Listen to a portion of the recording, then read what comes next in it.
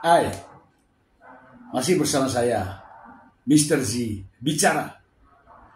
Tentu saja bicara tentang kebenaran berdasarkan fakta, data, dan realita.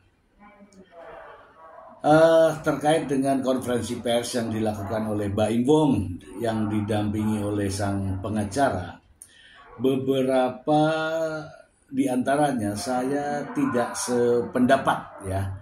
Tidak sependapat karena kalau saya melihat dari tugas dan tanggung jawab sebagai seorang pengacara, tidak harus memvonis pihak lain ya.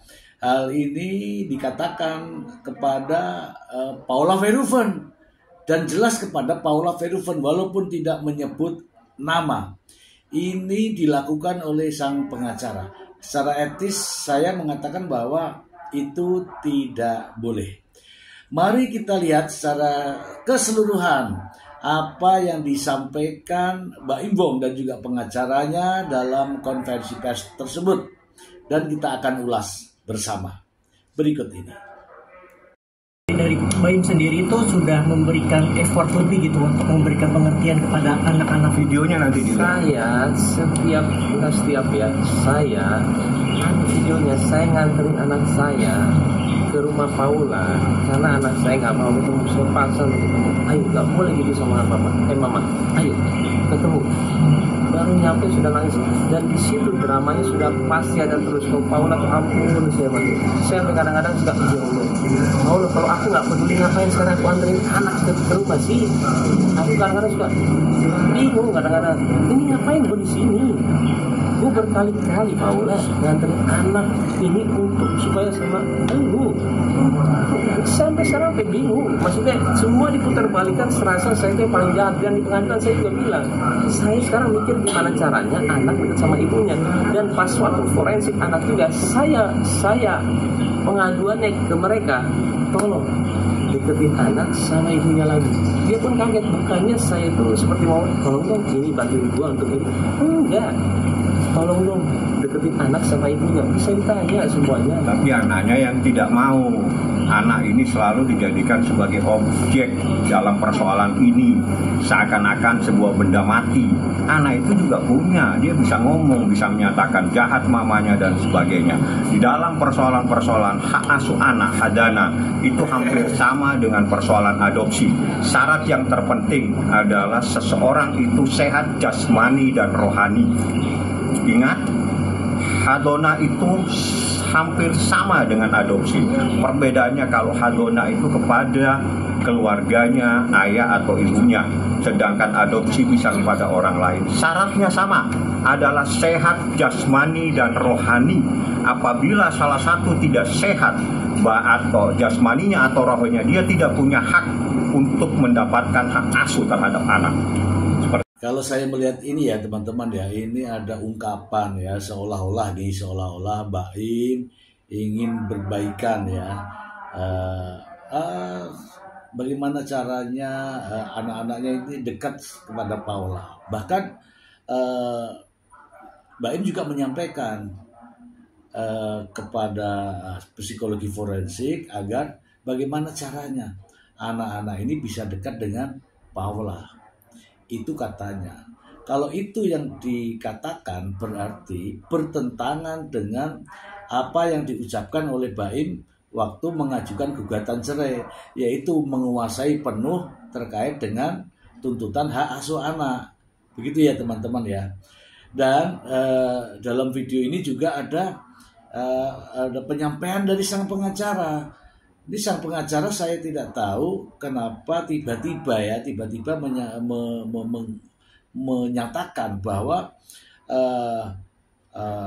seorang ibu juga bisa dikatakan ibunya jahat. Kemudian nyambung lagi dengan keadaan anak itu bisa mengucapkan kalimat ibu. Kalau saya nggak bisa nyebutkan ini, tapi oke lah, katakanlah Paula jahat, oke begitu ya, Paula jahat, emang benar gitu ya, emang benar. Kemudian ada nyebut lagi kalimat yaitu seorang yang tidak sehat jasmani dan rohani. Yang dimaksud di sini adalah Paula Verhoeven. Saya rasa ini sudah jauh melenceng kapasitasnya sebagai seorang pengacara. Pengacara tidak boleh memvonis seseorang apakah ini sehat jasmani atau rohani atau secara fisik, tidak boleh. Namun ini yang dilakukan ya oleh pengacara ya. Ini akan kita berikan tanda khusus ya. Kita simak lagi ya. Ini adalah istri saya dulunya yang saya sayangin, dan saya nggak bisa juga keluarin gitu semua. Saya harus menjaga dia juga. Tapi kan Pak Baim, bagaimana dengan kamu sendiri? Artinya kan kita juga sempat melihat rekaman bahwa kamu menyuruh Ciano sama Kenzo ketemu sama Mama, tapi dari mereka sendiri yang lari-larian nggak mau gitu loh. Kenapa kamu nggak mau speak up untuk itu sih gitu loh? Sekarang dikasih izin, silakan. Sebenarnya bukannya saya nggak mau speak up, saya diem salah, saya bicara salah. Itu selalu yang saya alamin. Jadi saya bingung sebenarnya, saya harus speak up atau enggak. Sama seperti sekarang, saya salah atau enggak ngelakuinnya. Cuma bismillahirrahmanirrahim, saya lakuin ini. Semua ini lagi. Video nggak apa-apa. Ya, nanti yang video ini saya akan kasih. Kalian akan lihat bagaimana saya sama anak. Dan maaf, ada video bagaimana Paula sama anak. Tapi maaf banget, kenapa saya harus kasih liatin? Buka sedikit lah. Habis itu udah. Jangan terlalu detail. Saya udah kasihan sama Paula sebenarnya. Cuman saya nggak bisa diem, kenapa? Yang kena saya terus. Saya bingung. Yang kena saya lagi. Saya kasihan teman saya, keluarga saya kasihan. Kakak-kakak saya kasihan. Udah, tapi ini video saya keluarin buat membela saya di situ aja. Saya tidak pernah mengajarkan anak saya untuk membenci ibunya. Enggak pernah. Mau sumpah apa? Mau orang tua saya nggak selamat masuk surga, saya jangan ini. Orang tua saya nggak mungkin masuk surga kalau saya begitu. Itu udah paling tingginya saya. Di atas nyawa saya adalah orang tua saya. Saya sumpah seperti itu di depan kalian. Inti dari video yang barusan adalah ketika Baim Wong mengatakan bahwa ditanya sama wartawan, kenapa nggak speak up? Dia diam salah, bicara salah. Ini pada saat konferensi pers, salah apa enggak, yang penting bismillah. Ya kan? Bismillah. Ini video. Nah, videonya yang diberikan adalah video tentang anak, teman-teman. Tentang anak. Kalau video tentang anak, dengan Paula, ini belum menjawab kaitan dengan tudingan perselingkuhan yang sedari awal sudah direncanakan, sudah diskenariokan sesuai dengan isi gugatan. Jadi kalau ada video baru tentang anak tidak terkait dengan perselingkuhan, itu sama saja, karena anak yang sekarang ini adalah akibat daripada gugatan, bukan karena akibat daripada Paula Verhoeven. Begitu ya, mari kita simak lagi. Setiap hari mau ketemu aja boleh, saya sampai bingung kadang-kadang. Ini tapi kali ya, kalian akan mempercayai dia karena ya sudah, saya nggak bisa bilang sepertinya ya sudah, ya saya cuma Karena ini juga banyak banget orang yang membela yang sebelah sampai katanya sorry kata itu bagaimana semua rezeki itu datang dari Allah. Buat apa kita ini? Yang penting kita tahu kita nggak salah.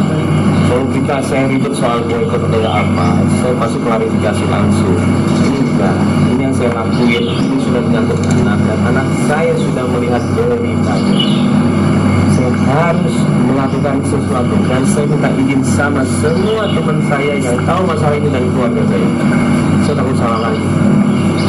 Tapi Baim melihat hal-hal kamu yang akhirnya tetap bahwa itu semua video-video yang kemarin bilang bahwa nggak boleh bikin apa itu ternyata sudah lama. Iya, jadi gini loh, tambah detail saya cerita mengenai ini, takutnya kalian yang tambah benci sama orang. Saya nggak mau juga. Tolonglah kita juga keluarga, butuh privacy juga. Karena kalau saya detail ceritanya, akan saya tahu lagi juga, saya nggak bisa. Kasihan, ini sebenarnya karena kita public figure, jadi masalahnya kemana-mana, ketahuan sama semua orang. Yang di sini saya juga setahun saya nahan, saya menjaga. Ini adalah istri saya dulunya, yang saya sayangin, dan saya nggak bisa juga keluarin itu semua. Saya harus menjaga dia juga. Tapi kan Pak Im, bagaimana dengan kamu sendiri? Artinya kan kita juga sempat melihat rekaman bahwa kamu menyuruh Ciano sama itu ketemu sama mama, tapi dari mereka sendiri yang lari-larian nggak mau gitu loh. Kenapa kamu nggak mau bisa diskusi gitu loh? Sekarang dikasih izin, silakan. Sebenarnya bukannya saya nggak mau speak up, saya diam salah, saya bicara salah. Itu selalu yang saya alami. Jadi saya bingung sebenarnya, saya harus speak up atau enggak. Sama seperti sekarang, saya salah atau enggak ngelakuinnya. Cuma bismillahirrahmanirrahim, saya lakuin ini. Semua izin Allah. Video nggak apa-apa. Disinggung terkait dengan adanya boykot. Ya itu boykot, itu suara netizen. Jadi suara netizen itu melihat apa yang dilihat, sengaja mengatakan karena apa? Ada yang dilihat. Kalau tidak ada yang dilihat, dia tidak mungkin mengatakan boykot. Ini karena ada fakta yang dilihat oleh netizen sehingga menyerukan kaitan dengan boykot. Dan Mbak Im Wong menyerahkan bahwa ini semua rezeki Tuhan yang ngatur. Kemudian tadi juga barusan mengatakan bahwa saya harus melakukan sesuatu dan izin kepada teman-teman. Maksudnya teman-teman ya, sahabat-sahabat Mbak Imam ya, kayak macam-macam itu saya nggak bisa sebutkan lagi, dan keluarga. Ini katanya kalau video ini sampai ke tangan para awak media, saya takutnya media nanti tambah benci dengan Paula Verhoeven. Tidak ada yang membenci Paula. Ini berawal dari gugatan cerai yang mengatakan bahwa Paula Verhoeven itu selingkuh. Ketika mengatakan selingkuh, silahkan dibuktikan perselingkuhannya, bukan persoalan anaknya. Anak ini akibat daripada gugatan ini. Begitu ya teman-teman. Kalau nggak ada gugatan ini, nggak ada kalimat-kalimat perselingkuhan, tidak mungkin ada ini masalah. Mbak Ibu kan sudah mengatakan di awal bahwa menggugat cerai dan menuntut hak asuh anak karena adanya perselingkuhan. Anak ini mau tidak mau pastilah Mbak Ibu pertahankan. Begitu, itu sudah tujuan dari awalnya. Itu menurut analisa saya. Bagaimana menurut analisa teman-teman? Silakan. Ya, kita lanjut lagi. Lihat bagaimana saya sama anak, dan maaf, ada video bagaimana Paula sama anak itu, maaf banget. Kenapa saya harus kasih liatin? Coba sedikit lah, habis dulu. Jangan terlalu detail. Saya kalau saya sama Paula sebenarnya, cuma saya nggak bisa diam. Kenapa? Karena saya lagi. Saya kasihan teman saya, keluarga saya kasihan, kakak-kakak saya. Saya keluarin buat membela saya di situ aja. Saya tidak pernah mengajarkan anak saya untuk membenci ibunya. Enggak. Mau sumpah apa? Mau orang tua saya nggak selamat masuk surga, saya jalanin. Orang tua saya nggak mungkin masuk surga kalau saya begini. Itu yang paling tinggi ya saya, di atas nyawa saya adalah orang tua saya. Saya sumpah seperti itu di depan kalian. Mbak Im Wong ya, Mbak Im Wong mengatakan bahwa mohon maaf teman-teman, mohon maaf. Ini ada video ya, video sama Paula dan anak-anaknya. Mohon maaf banget. Saya tidak pernah ajari anak saya sumpah ya. Sumpah tidak pernah ngajari anak-anaknya untuk membenci ibunya. Saya tidak bisa bahas ini, tetapi ada satu kalimat ya di sini. Mbak Ibong bersumpah atas nama almarhum bapak dan ibunya. Katanya saya bersumpah ibu bapak saya tidak akan masuk surga. Aduh, sebenarnya saya nggak mau ucapkan ini, tapi ini kan ada di dalam videonya, jadi saya harus ngomong. Ya, itulah semua kejanggalan-kejanggalan ya. Kita ulas langsung dengan video slow motion ya berikut ini. Tapi anaknya yang tidak mau, anak ini selalu dijadikan sebagai objek dalam persoalan ini, seakan-akan sebuah benda mati. Anak itu juga punya, dia bisa ngomong, bisa menyatakan jahat mamanya dan sebagainya. Di dalam persoalan-persoalan hak asuh anak, adana, itu hampir sama dengan persoalan adopsi. Syarat yang terpenting adalah seseorang itu sehat jasmani dan rohani. Ingat, hadona itu hampir sama dengan adopsi. Perbedaannya kalau hadona itu kepada keluarganya, ayah atau ibunya, sedangkan adopsi bisa kepada orang lain. Syaratnya sama, adalah sehat jasmani dan rohani. Apabila salah satu tidak sehat, atau jasmaninya atau rohnya, dia tidak punya hak untuk mendapatkan hak asuh terhadap anak. Nah teman-teman, kalimat yang mengatakan bahwa seseorang haruslah sehat jasmani dan rohani, saya melihatnya bahwa sang pengacara ini menunjuk Paula Verhoeven. Apakah Paula Verhoeven sehat jasmani dan rohani? Kalau disambung dengan tidak berhak mendapatkan hak asuh anak, maka ini merujuk kepada Paula Verhoeven saat ini sedang sakit jiwa, sakit jasmani, dan sakit rohani.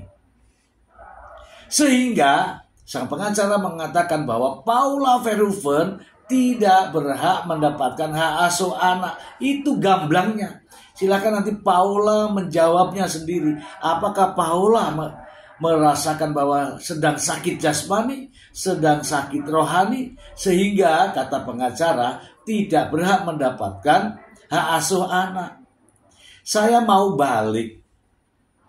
Jika nanti hak asuh anak diberikan kepada Paula Verhoeven, Baim Wong tidak mendapatkan hak asuh anak, artinya Anda pasti akan mengatakan Baim Wong merasa sakit jasmani dan rohani. Begitu. Kalau berarti sakit jasmani dan rohani tidak bisa mendapatkan hak asuh anak. Itu kata sang pengacara. Itu terlalu jauh sebenarnya ya teman-teman, terlalu jauh, sehingga tidak baik juga ya memvonis seseorang itu sakit jiwa, sakit jasmani dan rohani, sakit hati dan sebagainya. Itu terlalu jauh.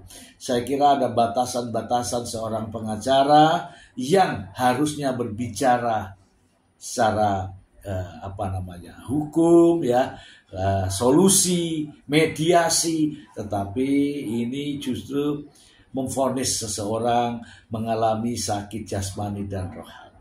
Dan tentunya ini ditujukan kepada Paula Verhoeven.